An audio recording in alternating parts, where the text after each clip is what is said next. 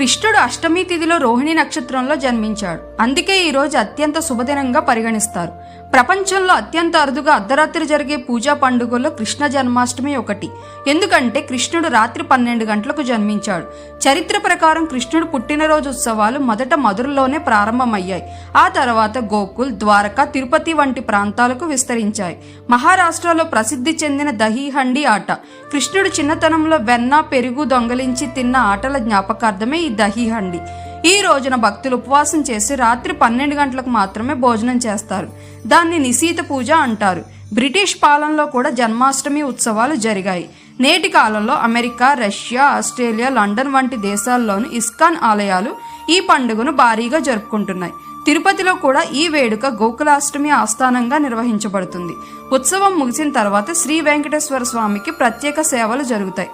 ఒక్కో రాష్ట్రంలో ఒక్కో విధంగా పిలుస్తారు. కొన్ని చోట్ల శ్రీకృష్ణాష్టమి అని, గోకులాష్టమి అని, కృష్ణ జయంతి అని పేరు ఏదైనా ఉద్దేశం ఒకటే. ఈ వీడియో మీకు నచ్చితే లైక్ చేయండి.